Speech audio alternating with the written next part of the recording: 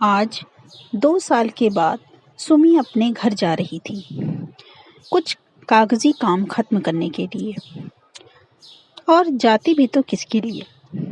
कोई तो नहीं था अब उसका वहाँ जो उसे अपना माने।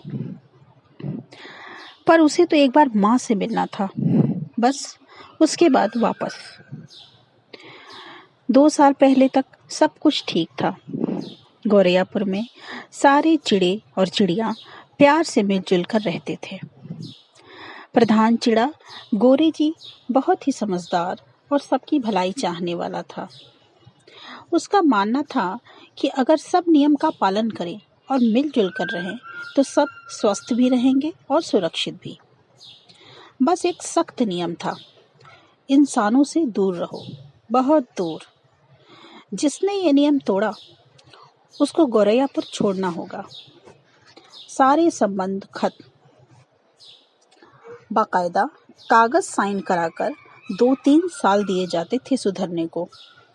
अगर नहीं माने तो आखिरी बार आकर संबंध विच्छेद का आखिरी हस्ताक्षर, और फिर सब खत्म। यह नियम कठोर था। सभी चिड़े चिड़िया इससे डरते थे और सभी नियमों का पालन कर आपस में खुशी से रहते थे। सुमी बचपन से ही चंचल थी। वो अपने दोस्तों के संग दिन भर खेलती और शाम को आराम से सो जाती। न दाने की फिक्र, न किसी और चीज की। बस खूब उड़ो, मस्ती में गाना गाओ और फिर सो जाओ। बस एक जिज्ञासा हमेशा रहती थी सुमी के मन में। माँ, वो लड़के लड़कियां जो खेलते रहते हैं, क्या उन्हें भी गाना सुना सकती हूँ? ना, कभी नहीं। मालूम नहीं तुझे नियम क्या? सोचना भी मत। ऐसे डांट कर माँ उड़ा लाती वापस गौरैयापुर अपने घर।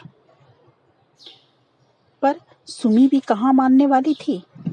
जब थोड़ी बड़ी हुई तो एक दिन मौका देखकर उड़ चली और पार्क में बच्चों के पास बैठकर गाने लगी, अपनी ही धुन में। पहले बच्चों ने ध्यान नहीं दिया, पर प्यारी निकिता दौड़कर सुमी के पास आ गई। अरे, कितनी प्यारी चिड़िया है और कितना प्यारा गा रही है।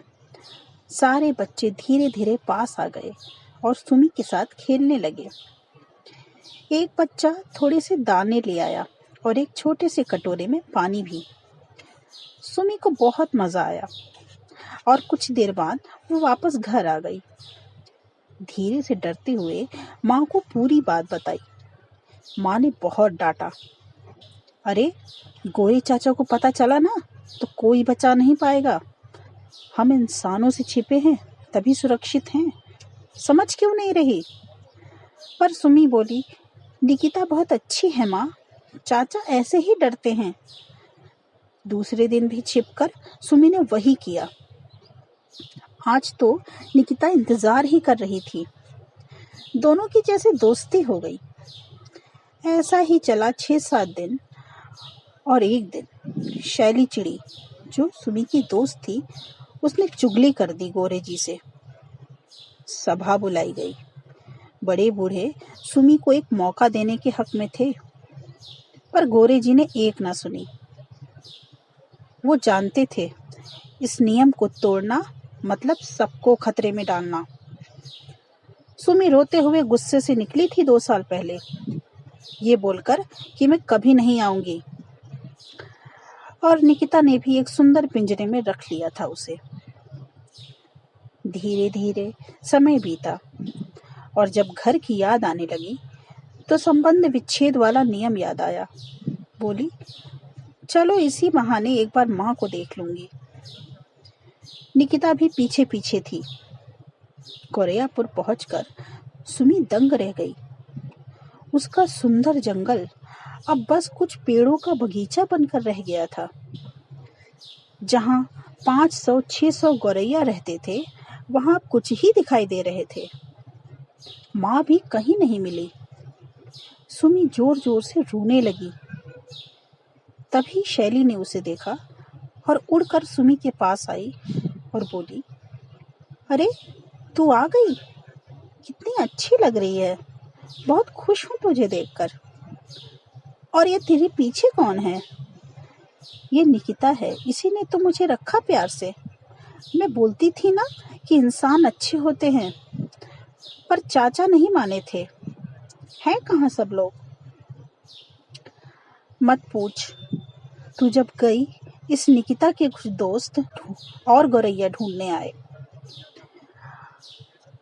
उसके बाद और कई लोग आए। कुछ चाचा तेरी मम्मी को ले गए और हमारे ना जाने कितने दोस्तों को ले गए। यही नहीं, उन्होंने तो पेड़ भी काट डाले। किसी तरह हम कुछ बचे हैं। गौरैयापुर खत्म हो गया और उसका कानून भी। तू किस्मत वाली है जो तुझे अच्छी निकिता मिली। पर देख, उस वजह से हमारा क्या हुआ। चाचा ने यूं ही नहीं कठोर नियम बनाए थे, वो हमें बचाने के लिए ही था। निकिता को भी समझ में आया।